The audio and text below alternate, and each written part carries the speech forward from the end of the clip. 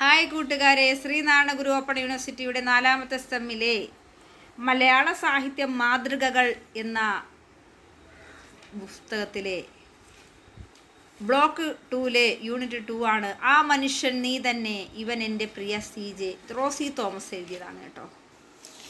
Rossi Thomas രചിച്ച ഇവൻ എൻ്റെ പ്രിയ CJ എന്ന ആത്മകഥാപരമായ ജീവചരിത്ര കൃതിയിലെ ഒരു ലേഖനമാണ് പാഠഭാഗമായി നൽകിയിരിക്കുന്നത്. CJ തോമസിൻ്റെ ഒപ്പം താമസിച്ച 9 വർഷക്കാലത്തെ സ്മരണകളാണ് ഇവൻ എൻ്റെ പ്രിയ CJയുടെ ഉള്ളടക്കം. പ്രണയകാലം മുതൽ CJയുടെ മരണം വരെയുള്ള ഓർമ്മകളാണ് ഈ ഗ്രന്ഥത്തിലുള്ളത്. ഈ കൃതിയിലെ അധ്യായത്തിൻ്റെ ശീർഷകങ്ങൾ മിക്കതും CJയുടെ തന്നെ കൃതിയുടെ പേരുകളോ അതിലെ വാചകങ്ങളോ ആണ്. 15 ലേഖനങ്ങളാണ് ഈ കൃതി രചിക്കപ്പെട്ടിരിക്കുന്നത്. ഇതിലെ 7ാമത്തെ അധ്യായമാണ് ആ മനുഷ്യൻ നീ തന്നെ ആണ് പാഠ്യഭാഗം. വിവാഹശേഷം CJ തോമസും റോസി തോമസും കോട്ടയത്തു നിന്ന് തിരുവനന്തപുരത്തേക്ക് താമസം മാറിയതിൻ്റെയും തിരുവനന്തപുരത്തെ വിവിധ വാടക വീടുകളിൽ താമസിച്ചിരുന്നതുമായ കാലത്തെ ഓർമ്മകളാണ് ആ മനുഷ്യൻ നീ തന്നെ എന്ന അധ്യായത്തിൻ്റെ ഉള്ളടക്കം. CJയുടെ സഹോദരിമാരും മേരി ജോൺ കുത്താട്ടുകുളവും റോസി തോമസിൻ്റെ വീട്ടുകാരും താമസിക്കുന്ന നഗരമാണ് തിരുവനന്തപുരം എന്നതിനാൽ അങ്ങോട്ടേക്ക് വീട് മാറി എത്തുകയാണ് CJയും കുടുംബവും. കുന്നുകുഴിയിലെ മനോഹരമായ വാടക വീട്ടിൽ സന്തോഷത്തോടെ കഴിയുന്ന കാലം അവിടുത്തെ പിച്ചകത്തിൻ്റെയും മുല്ലയുടെയും സൗരഭ്യം നുകർന്നു കിടക്കുമ്പോൾ CJ ഇന്ത്യയിൽ അത്യാവശ്യമായി വേണ്ട സന്താന നിയന്ത്രണത്തെപ്പറ്റിയും നെഹ്റുവിനെ അത് ഓർമ്മപ്പെടുത്തേണ്ട ആവശ്യകതയെപ്പറ്റിയും സംസാരിക്കുമ്പോൾ റോസി തോമസ് CJയുടെ പ്രതിച്ഛായുള്ള കുഞ്ഞിനെ സ്വപ്നം കാണുകയായിരുന്നു. യൂണിവേഴ്സിറ്റി കോളേജിലെ ഇംഗ്ലീഷ് അധ്യാപകനായ സ്നേഹിതൻ ജി കുമാരപിള്ളയെക്കുറിച്ചുള്ള ഓർമ്മകൾ പങ്കുവയ്ക്കുന്ന വിജ്ഞാനപ്രദമായ സംഭാഷണങ്ങളും നേരമ്പോക്കുകളും നിറഞ്ഞ ആ സൗഹൃദകാലം അവരുടെ മനസ്സിൽ മായാത്ത മുദ്ര പതിപ്പിച്ചു. ഒരു സിനിമാ കമ്പനി തുടങ്ങാനായി വിലപിടിപ്പുള്ള പുസ്തകങ്ങൾ വാങ്ങി CJ സിനിമയുടെ സാങ്കേതിക വശങ്ങൾ പഠിക്കാൻ തുടങ്ങുന്നു. CJയുടെ കലാപരമായ കഴിവുകൾ എടുത്തു പ്രയോഗിക്കാനുള്ള ഒരവസരമായിരുന്നു അത്. പണത്തിന് വേണ്ടി കലയെ ബലി കഴിപ്പിക്കുന്നവരെ പറ്റി CJ വളരെ മോശമായി സംസാരിക്കാറുണ്ടായിരുന്നു. കലാകേരളം എന്ന് പേരിട്ട സിനിമാ കമ്പനിയുടെ പേരിൽ വലിയ സാമ്പത്തിക നഷ്ടം അവർക്കുണ്ടാകുന്നു. സാമ്പത്തിക കാര്യങ്ങൾ കൈകാര്യം ചെയ്തയാൾ ചതിച്ചു. സിനിമാ രംഗത്തെ ഉയർത്തിക്കൊണ്ടുവരാൻ ഒരു മാതൃകാ സിനിമാ കമ്പനി ആരംഭിക്കുവാനുള്ള യത്നത്തിൽ അവർക്ക് വലിയ തിരിച്ചടിയേറ്റു. CJയുടെ കുടുംബ ജീവിതത്തിനും ഭാവിക്കും സാരമായ ഉലച്ചിൽ തട്ടിയ ഒരു സംഭവമായിരുന്നു അത്. തിരുവനന്തപുരത്തു നിന്നും അവർക്ക് അങ്ങനെ നിരാശയുടെ സ്ഥലം വിടേണ്ടി വന്നു. ഈ കാലത്താണ് ആദ്യത്തെ മകൻ ജനിക്കുന്നത്. അവൻ്റെ ജനനശേഷം എഴുതിയ ഉപന്യാസ സമാഹാരത്തിൻ്റെ പേരാണ് ഇവൻ എൻ്റെ പ്രിയപുത്രൻ. പുത്രൻ്റെ ജനനശേഷം 4 മാസങ്ങൾക്ക് ശേഷം MB പോൾ മരിക്കുന്നു. അതോടെ അനാഥമായ MB പോൾ ട്യൂട്ടോറിയൽ കോളേജിൻ്റെ ഭരണവും അധ്യാപനവും CJ തോമസ് വിജയകരമായി നടത്തി. അങ്ങനെ റോസി തോമസിൻ്റെ വീട്ടുകാരുമായി ഉണ്ടായിരുന്ന വിടവുകൾ എന്നേക്കുമായി കൂടി ചേരുകയും ചെയ്തു. പിന്നീട് തിരുവനന്തപുരം പട്ടത്തുള്ള വാടക വീട്ടിൽ വീണ്ടും താമസത്തിനെത്തിയ ദമ്പതികൾ മകൻ്റെ കളിച്ചിരികളിൽ സന്തോഷത്തോടെ കഴിയുന്നു. കുട്ടിയെ കൂടുതലും ശ്രദ്ധിച്ചിരുന്നത് CJ തന്നെയായിരുന്നു. അക്കാലത്ത് അയൽപക്കത്ത് താമസിച്ചിരുന്ന P ഭാസ്കർ, അടൂർ ഫാസി, ശാന്ത P നായർ എന്നിവരെക്കുറിച്ചുള്ള ഓർമ്മകൾ പങ്കുവയ്ക്കുന്നു. കൊച്ചുമകനെ കയ്യിലെടുത്ത് ശാന്ത P നായർ പാടിയ പാട്ടുകളെക്കുറിച്ചും ഓർക്കുന്നു. മലയാള നാടകത്തിൽ ഒരു പരീക്ഷണമെന്ന നിലയ്ക്ക് 1128-27 എന്ന നാടകരചനയുടെ കാലത്തെക്കുറിച്ചും അയ്യപ്പ പണിക്കരും CJയും തമ്മിലുള്ള സ്നേഹബന്ധത്തെക്കുറിച്ചും വിവരിക്കുന്നു.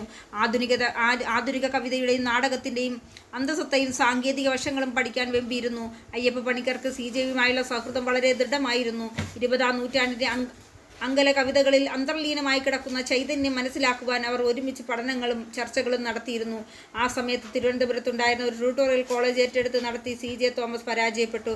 ട്യൂട്ടോറിയൽ കോളേജ് നടത്തുവാൻ ചില സർക്കസുകളൊക്കെ ആവശ്യമായിരുന്നു. അതിൽ പ്രധാനപ്പെട്ടതായിരുന്നു പരസ്യം. MB പോൾ ട്യൂട്ടോറിയൽ കോളേജിലെ ചില അധ്യാപകർ ഇതിനൊപ്പം ഉണ്ടായിരുന്നു. വലിയ പരസ്യമൊന്നും കൊടുക്കാൻ CJ കൂട്ടാക്കിയില്ല. പരസ്യം നൽകാത്തതിനാലാണ് പരാജയം സംഭവിച്ചതെന്ന് കൂട്ടുകാർ പിന്നീട് ഓർമ്മിപ്പിക്കുന്നു. സിനിമാ കമ്പനി അതിശ്രീക്രം പുരോഗമിക്കുന്നുണ്ടെന്നുള്ള മൂഢസ്വർഗത്തിൽ കഴിയുകയായിരുന്നു അവർ.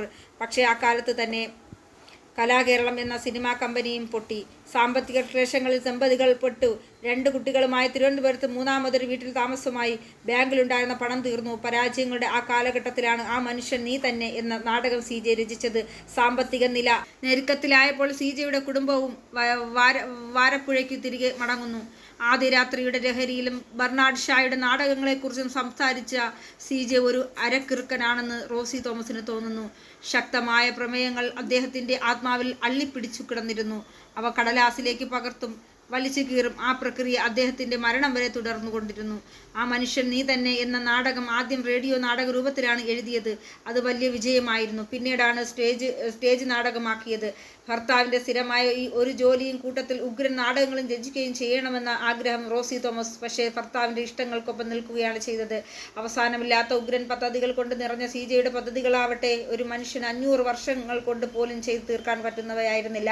വളരെ ഉയർന്ന നിലവാരത്തിലുള്ള നാടകങ്ങൾ എഴുതണം, കേരളത്തിലൊരു സ്ഥിരം നാടകവേദി ഉണ്ടാകണം, നമ്മുടെ രാഷ്ട്രീയ സമൂഹ രംഗങ്ങൾ ശുദ്ധീകരിക്കണം, ഈ വിശ്വാസ പ്രമാണങ്ങളെല്ലാം മറ്റുള്ളവരെ കൊണ്ട് അംഗീകരിപ്പിച്ച് ഒരു സ്നേഹ ശൃംഖല സൃഷ്ടിക്കണം. ഇങ്ങനെ പോകുന്നു അവസാനമില്ലാത്ത CJയുടെ സ്വപ്നങ്ങൾ.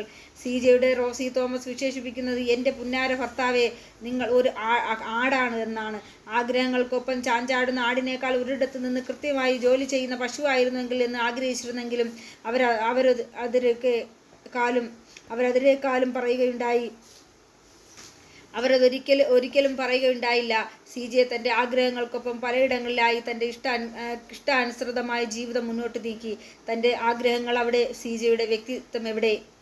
CJയെക്കുറിച്ച് ഭാര്യ റോസി തോമസ് എഴുതിയ ഓർമ്മക്കുറിപ്പിലെ ഒരു അധ്യായമാണിത്. തിരുവനന്തപുരം നഗരം കേന്ദ്രമാക്കി താൻ അവിടെ കഴിഞ്ഞിരുന്ന കാലത്തെക്കുറിച്ച് ഓർത്തെടുക്കുകയാണ് റോസി തോമസ് ചെയ്തത്.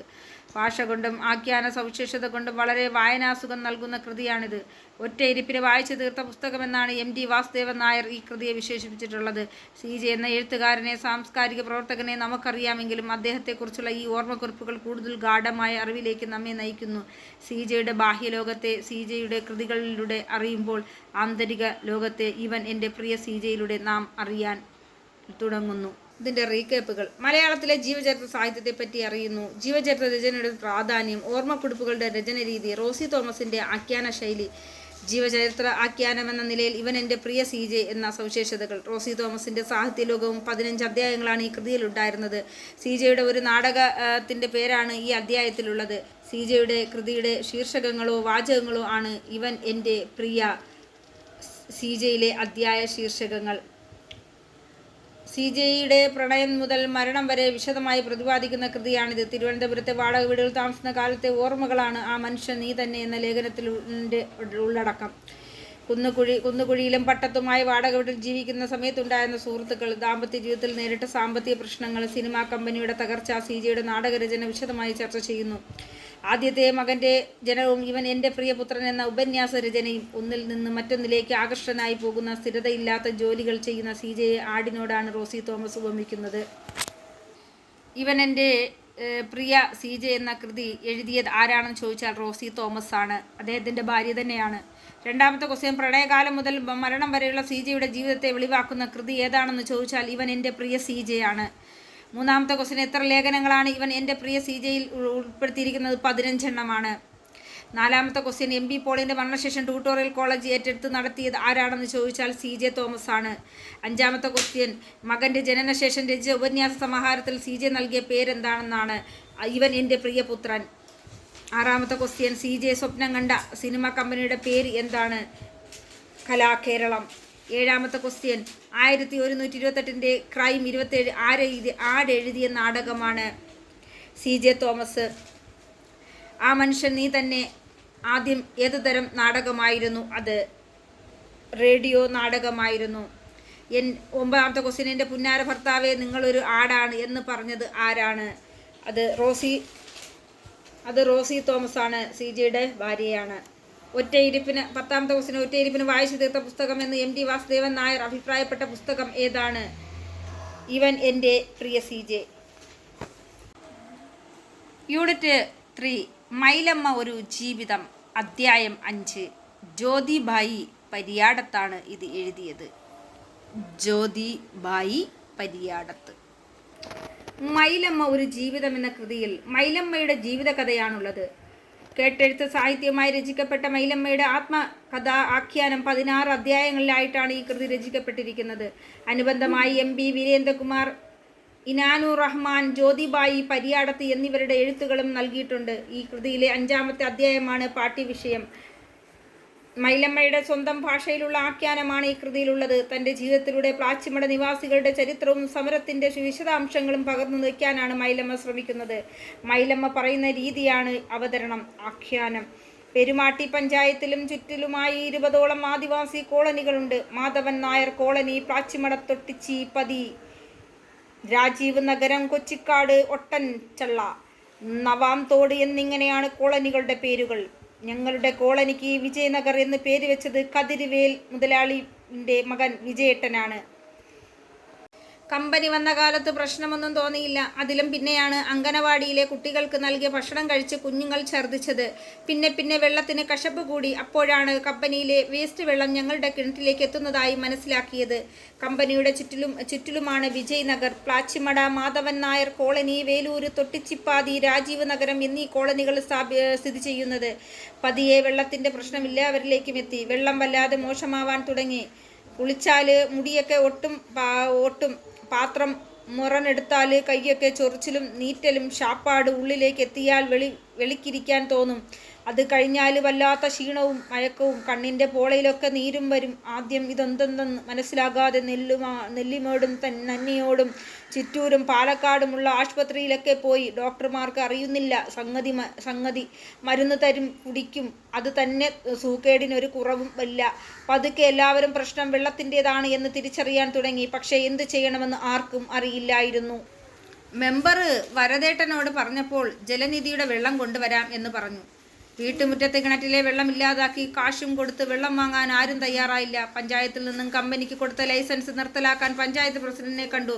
പ്രസിഡന്റ് 1 കൊല്ലത്തിനകം കോളനിയിൽ പൈപ്പ് വെള്ളം എത്തിക്കാൻ ഉറപ്പ് പറഞ്ഞതും നമ്പി ഞങ്ങൾ തിരികെ പോന്നു. ഇതിനിടയിൽ കമ്പനിക്കാരും വന്ന് വെള്ളം കൊണ്ടുതരാം എന്ന് പറഞ്ഞു. ഞങ്ങൾ വേണ്ട എന്ന് പറഞ്ഞു. ഞങ്ങളുടെ വെള്ളം തട്ടിപ്പറിച്ചിട്ട് വെള്ളം തരാൻ വന്ന ദാനികൾ ഞങ്ങൾക്ക് അവരോട് വൈരാഗ്യമാണ് തോന്നിയത്. കുടിക്കാൻ വെള്ളത്തിനായി 2-2.5 കിലോമീറ്റർ അകലെ കൊച്ചിക്കാട്ടിൽ വരെ പോയി വെള്ളം കൊണ്ടുവരും. വെള്ളത്തിന് പോകുന്ന ദിവസം പണിക്ക് പോകാൻ ഒക്കില്ല. പണിക്ക് പോയാൽ വെള്ളമില്ല. ചെറിയ ബുദ്ധിമുട്ടല്ല ഞങ്ങൾ അനുഭവിച്ചത്. ഇതിനിടയിൽ കമ്പനിയിൽ നിന്നും വരുന്ന വേസ്റ്റ് വളമൊന്നും പറഞ്ഞ് കൃഷിക്കാർക്ക് വിതരണം ചെയ്തു. അതുപയോഗിച്ചതോടെ കൃഷിഭൂമി തരിശായി മാറി. കിണറുകളെല്ലാം വറ്റി വരണ്ടു. ഇക്കാലത്താണ് വിളയോടി ഗോപാലേട്ടൻ പ്ലാച്ചിമടയിൽ വരണത്. അതോടെ കാര്യങ്ങൾക്ക് ഒരു ചിട്ട വന്നു. കോളനിക്കാരെല്ലാവരും കമ്പനിക്കെതിരെ നിൽക്കാൻ തീരുമാനിച്ചു. രാഷ്ട്രീയക്കാരുടെ അടുത്തും സർക്കാരിൻ്റെ അടുത്തും സങ്കടം പറയാൻ സമരസമിതികൾ ഉണ്ടാക്കി. അങ്ങനെ 2 കൊല്ലം കഴിഞ്ഞു പോയി. പ്ലാച്ചിമട സമരം കുത്തക കമ്പനികൾക്കെതിരെ ആദിവാസി ജനത നേടിയ വിജയമായിരുന്നു. വളരെ കാലം നീണ്ടുനിന്ന സമരകാലത്ത് നിരവധി വെല്ലുവിളികൾ നേരിടേണ്ടി വന്ന ജനതയിലായിരുന്നു പ്ലാച്ചിമട നിവാസികൾ. അതിനെ എല്ലാം അതിജീവിച്ച് അവർ നേടിയത് ചരിത്രത്തിൻ്റെ രേഖപ്പെടുത്തേണ്ട വിജയമാണ്. സർക്കാർ സമിതി നിശ്ചയിച്ച നഷ്ടപരിഹാര തുക കൊക്കക്കോള കമ്പനി ഇതുവരെ നൽകിയിട്ടില്ലെങ്കിലും കമ്പനിയെ അവരുടെ മണ്ണിൽ നിന്നും എന്നേക്കുമായി അവർക്ക് പൂട്ടിക്കാൻ കഴിഞ്ഞു എന്നത് വലിയ നേട്ടമാണ്. മൈലമ്മ ഒരു പ്രതീകമാണ്. സമൂഹത്തിലെ ഏറ്റവും താഴേക്കിടയിലുള്ള മനുഷ്യർ നിലനിൽപ്പിനായി നടത്തുന്ന പോരാട്ടത്തിൻ്റെ പ്രതീകം. കുടിവെള്ളം മൂറ്റി ജനങ്ങളെ ദുരിതത്തിലാഴ്ത്തുന്ന ആഗോള കുത്തക കമ്പനികൾക്കെതിരെ ആദിവാസികളും ഗ്രാമീണരും നടത്തിവരുന്ന ഐതിഹാസികമായ സമരത്തിൻ്റെ നേതൃത്വം ഏറ്റെടുത്ത് നിരാശരായ മൈലമ്മയുടെ ഹൃദയസ്പർശിയായ ജീവിതകഥയാണ് അവരുടെ തന്നെ വാമൊഴിയിൽ രേഖപ്പെടുത്തിയിരിക്കുന്നത്. പാലക്കാട് പെരുമാട്ടി പഞ്ചായത്തിലെ പ്ലാച്ചിമടയിൽ ജലസംരക്ഷണത്തിന് വേണ്ടി കൊക്കക്കോള കമ്പനിക്കെതിരെ സമരം നയിച്ച ആദിവാസി സ്ത്രീയായിരുന്നു മൈലമ്മ. സ്കൂൾ വിദ്യാഭ്യാസം പോലുമില്ലാത്ത മൈലമ്മ കൊക്കക്കോള വിരുദ്ധ സമിതിയുടെ സ്ഥാപകയാണ്. കൊക്കക്കോളയുടെ ഫാക്ടറിയിൽ നിന്നുള്ള മാലിന്യം മൂലം കഷ്ടത നേരിട്ട് അനുഭവിക്കേണ്ടി വന്നവളാണ് മൈലമ്മ. മൈലമ്മയുടെ കിണറ്റിലെ വെള്ളം കുടിക്കാൻ യോഗ്യത ഇല്ലാതാവുകയും സമാനമായ അനുഭവം പരിസരവാസികൾക്കെല്ലാം ഉണ്ടാവുകയും ചെയ്തതോടെ അവർ സമരമാർഗം അവലംബിക്കുകയായിരുന്നു. 1937 ഓഗസ്റ്റ് 10 മുതലമട പഞ്ചായത്തിലെ അട്ടായംപാതിയിൽ രാമൻ കുറുമാണ്ട ദമ്പതികളുടെ മകളായി ജനിച്ച മൈലമ്മ വിജയനഗർ കോളനിയിലെ സാധാരണ വീട്ടമ്മ മാത്രമായിരുന്നു. ഇരുളർ ഗോത്രത്തിൽപ്പെട്ട ആദിവാസി കുടുംബമാണ് മൈലമ്മയുടേത്. കോളവിരുദ്ധ സമരത്തിലൂടെ ലോകശ്രദ്ധയാകർഷിച്ച മൈലമ്മ വിവാഹശേഷമാണ് പ്ലാച്ചിമട ഉൾക്കൊള്ളുന്ന പെരുമാട്ടി പഞ്ചായത്തിലെത്തിയത്. 2002 ഏപ്രിൽ 22 കമ്പനിക്ക് മുന്നിൽ കുടിൽ കെട്ടിയായിരുന്നു പ്രതിഷേധം സമരം. അന്നു മുതൽ കൊക്കക്കോള കമ്പനിക്കെതിരെ സമരത്തിൻ്റെ മുന്നണിയിൽ നിന്നു പ്രവർത്തിച്ചു. കേരളത്തിൻ്റെ ചരിത്രത്തിൽ ഏറ്റവും നീണ്ട സമരമാണ് പ്ലാച്ചിമട സമരം. കൊക്കക്കോള കമ്പനി 2000 കൂടിയാണ് പ്ലാച്ചിമടയിൽ ഫാക്ടറി സ്ഥാപിച്ചത്. താമസിക്കാതെ ഭൂഗർഭജലം വറ്റി തുടങ്ങുകയും പരിസരവാസികളുടെ കുടിവെള്ളം മലിനമാവുകയും ചെയ്തു. ഈ ഭാഗത്ത് പ്രധാനമായും താമസിച്ചിരുന്നത് ആദിവാസികളായിരുന്നു. അവർ 2002 ഏപ്രിൽ 22 മൈലമ്മയുടെ നേതൃത്വത്തിൽ പ്രതീകാത്മകമായി സമരം ആരംഭിക്കുകയും ഫാക്ടറിയുടെ വാതിൽ ഉപരോധിക്കുകയും ചെയ്തു. പഞ്ചായത്ത് ഫാക്ടറിയുടെ ലൈസൻസ് റദ്ദ് ചെയ്ത് സമരക്കാർക്ക് പിന്തുണ പ്രഖ്യാപിച്ചതോടെ കമ്പനി നിയമപരമായി സ്റ്റേ വാങ്ങിച്ചു. അവർ നിയമ പോരാട്ടം കൂടുതൽ ശക്തമാക്കുകയും സുപ്രീം കോടതി വരെ എത്തിക്കുകയും ചെയ്തു. കമ്പനി സംസ്ഥാന പൊല്യൂഷൻ കൺട്രോൾ ബോർഡിൻ്റെയും പഞ്ചായത്തിൻ്റെയും ഇടപെടൽ മൂലം അടച്ചുപൂട്ടേണ്ടി വന്നു. പ്ലച്ചിമടയിലെ കൊക്കക്കോള കമ്പനിക്കെതിരെ സ്വന്തം സമുദായം നടത്തിയ പോരാട്ടത്തിൻ്റെ നേതാവായി ഉയർന്നുവന്ന ആദിവാസി സ്ത്രീയുടെ ആത്മകഥയാണ് the life of a tribal eco warrior. മൈലമ്മയുടെ ഈ കഥ 2005 കവി ജ്യോതിഫായി പരിയടുത്ത് പകർത്തി എഴുതി. 2006 മൈലമ്മ ഒരു ജീവിതം എന്ന തലക്കെട്ടോടെയാണ് ഈ പുസ്തകം ആദ്യം മലയാളത്തിൽ വന്നത്. 2018 പുറത്തിറങ്ങിയ ഇംഗ്ലീഷ് പതിപ്പ് വിവർത്തനം ചെയ്ത് മദ്രാസ് IITയിൽ പ്രൊഫസർ സ്വർണ്ണലത രംഗരാജനും ക്രൈസ്റ്റ് യൂണിവേഴ്സിറ്റിയിലെ ഡോക്ടർ ശ്രീജിത്ത് വർമ്മയുമാണ് വിവർത്തനം മൈലമ്മയുടെ കഥയെ ആഗോള വായനക്കാർക്ക് പ്രാപ്യമാക്കുന്നു.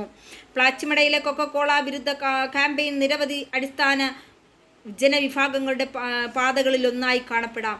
പരിസ്ഥിതിക തകർച്ചയും ജീവനുപാധികളുടെ നഷ്ടവും 1998 കൊക്കക്കോള കമ്പനി തമിഴ്നാട് കേരള അതിർത്തിയിലെ താരതമ്യേന വരണ്ട ഗ്രാമമായ പശ്ചിമടയിൽ ബോട്ടിലിംഗ് പ്ലാന്റ് സ്ഥാപിക്കാൻ അനുമതി നേടി. കമ്പനി അധികാരികൾ കമ്പനിയുടെ സാന്നിധ്യം തൊഴിലവസരങ്ങൾ സൃഷ്ടിക്കുമെന്ന് താമസക്കാർക്ക് വാഗ്ദാനം നൽകി. അത് ശരിയായി പാലിച്ചില്ല. ഫാക്ടറി പ്രതിദിനം 15.2 ദശലക്ഷം ലിറ്റർ വെള്ളമാണ് ഭൂമിയിൽ നിന്ന് വേർതിരിച്ചെടുത്തത്. അതിൻ്റെ അവശിഷ്ടങ്ങൾ മണ്ണിലേക്ക് ഒഴുകി. അത് മണ്ണിൻ്റെ ബലപുഷ്ടതയെ നശിപ്പിച്ചു. ഫാക്ടറി പ്രവർത്തനം ആരംഭിച്ച് 6 മാസം കഴിഞ്ഞപ്പോൾ കിണറുകളിലെ വെള്ളം ദുഷിക്കുകയും ചെയ്തു. വെള്ളം ചർമ്മത്തിൽ ചൊറിച്ചിൽ ഉണ്ടാക്കി. പാചകം ഭക്ഷ്യയോഗ്യമല്ല. ആളുകളെ ക്ഷീണിതരും രോഗികളും ആക്കി. മാത്രമല്ല, ഒരു കാലത്ത് നെൽകൃഷി ചെയ്തിരുന്ന പാടങ്ങൾ പിന്നീട് കൃഷിക്ക് യോഗ്യമല്ലാതെ ഉപേക്ഷിക്കപ്പെട്ടതിനാൽ കാർഷിക ഉപജീവന മാർഗമില്ലാതായി.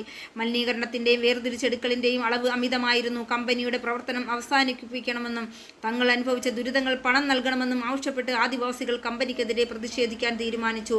മൈലമ്മ തൻ്റെ ആഖ്യാനത്തിൽ രണ്ട് കഥകൾ തടസ്സമില്ലാതെ നെയ്തെടുക്കുന്നു. അവളുടെ ജീവിതത്തിൻ്റെ കഥ, അവളുടെ സമുദായത്തിൻ്റെ പോരാട്ടത്തിൻ്റെ കഥ. മൈലമ്മ തൻ്റെ ഭൂതകാലത്തെ വർത്തമാനകാലവുമായി സമന്വയിപ്പിക്കുമ്പോൾ ആഖ്യാനം കാലത്തിനും സ്ഥലത്തിനും അപ്പുറത്തേക്ക് മാറുന്നു.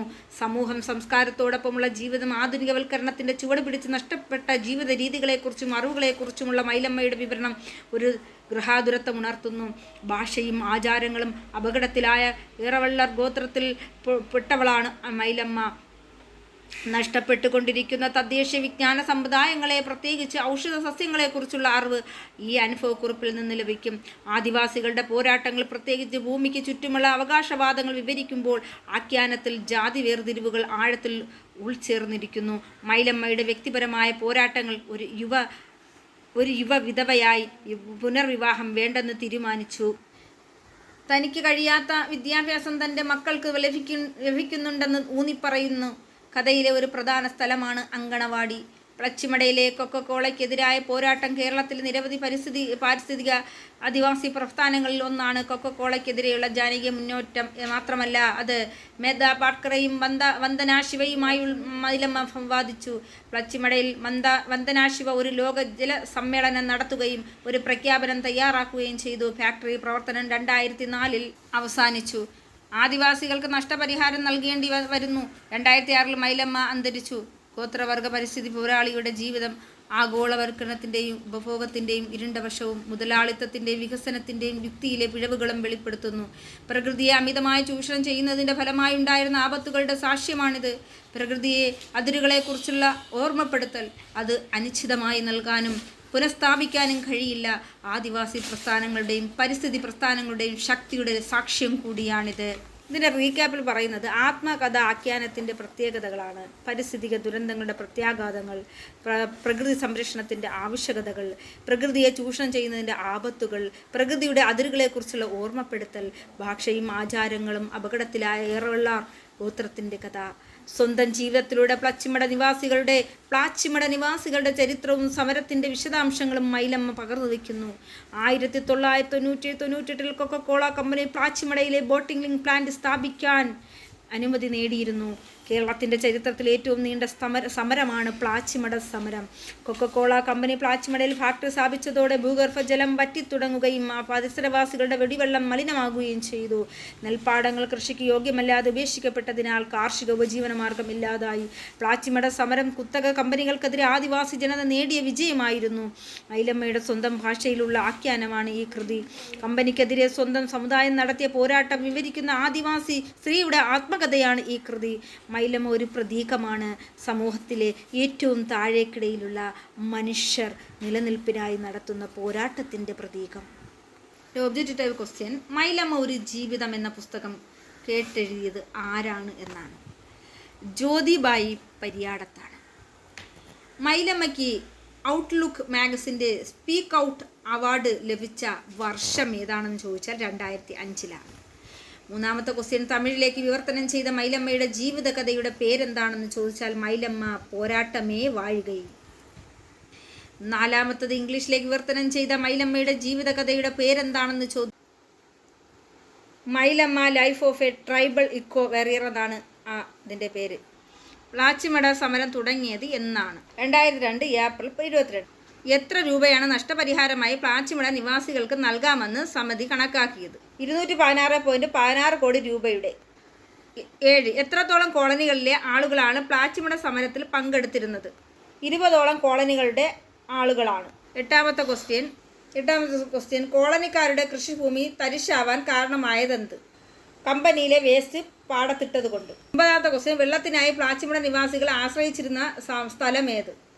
കൊച്ചിക്കാടാണ്. എത്ര അധ്യായങ്ങളാണ് മൈലമ്മ ഒരു ജീവിതം എന്ന കൃതിക്കുള്ളത്? 16 അധ്യായങ്ങളാണ്.